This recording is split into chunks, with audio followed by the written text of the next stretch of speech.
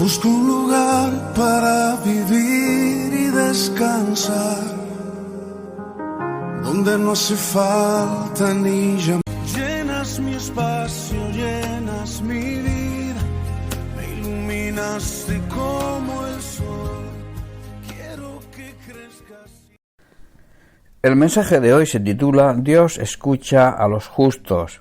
Dios siempre presta atención a aquellos que son íntegros, a aquellos justos, cuando le piden auxilio, cuando le piden ayuda, y está dispuesto para librarlos de todo tipo de dificultades.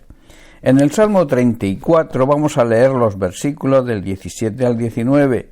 Dice así: claman los justos y el Señor oye, y los libra de todas sus angustias. Hermanos, el Señor oye a los que son suyos cuando claman a Él pidiendo ayuda, y los rescata de todas sus dificultades. Versículo 18: cercano está Dios a los quebrantados de corazón y salva a los contritos de espíritu.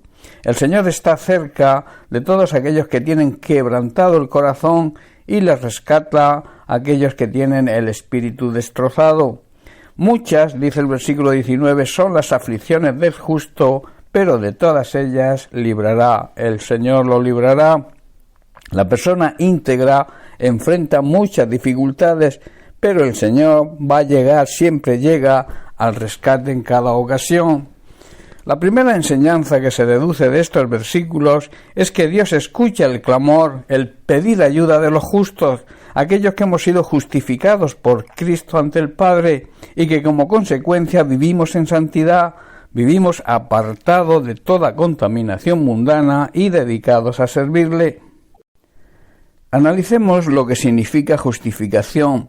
Justificación es el acto por el cual Dios, que es 3 veces santo, declara que el pecador se arrepiente y que cree en Jesucristo, viene a ser justo y aceptable ante Él, por cuanto Cristo ha llevado su pecado en la cruz, habiendo sido hecho justicia en su favor.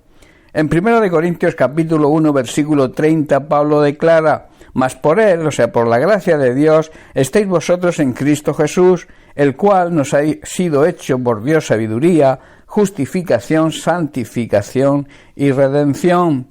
Hermanos, la justificación es gratuita, es totalmente inmerecida. En Romanos capítulo 3 también leemos el versículo 22 en adelante.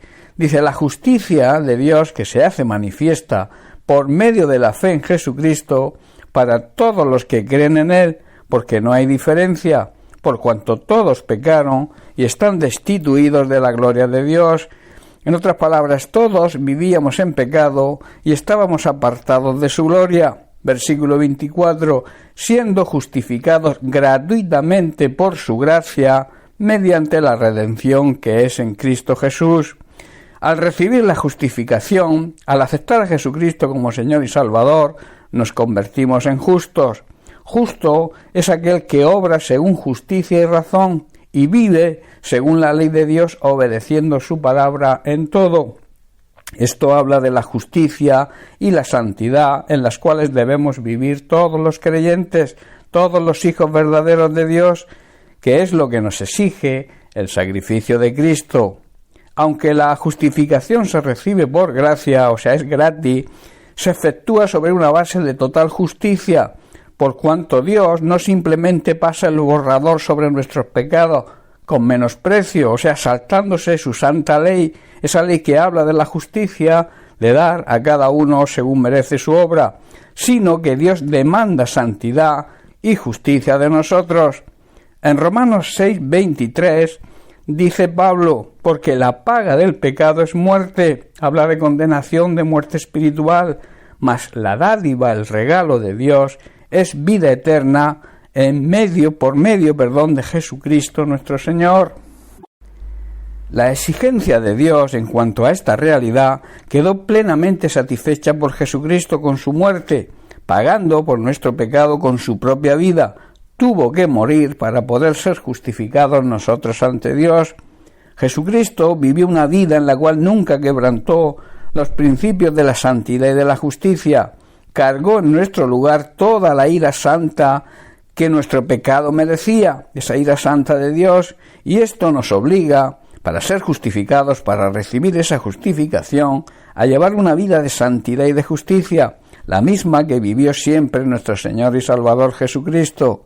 De esta manera se cumplirán las promesas que encontramos en los versículos del Salmo que hemos leído, el Salmo 34.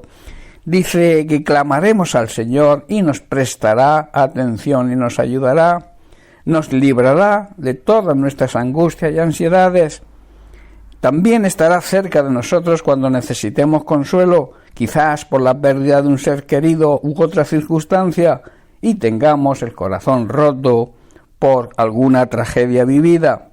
También Dios promete que estará cerca de nosotros y nos ayudará cuando estemos atravesando alguna crisis emocional o espiritual. Y por último nos promete que no importa la cantidad de aflicciones y dificultades que estemos atravesando, de todas, dice, nos sacará, o sea, vendrá en nuestro rescate. Debemos, por tanto, ser agradecidos con Dios por su amor demostrado con la muerte de su Hijo Jesucristo para nuestra justificación, y así debemos andar en una vida de santidad y de justicia que merece su sacrificio. Dios hará cosas maravillosas en nuestra vida. Él nos tiene quizás en un proceso al permitir que ocurran pruebas en nuestra vida, y cuando ese proceso termine, seremos personas de mucha bendición para otros. Hermanos, somos bendecidos para ser bendición para los demás.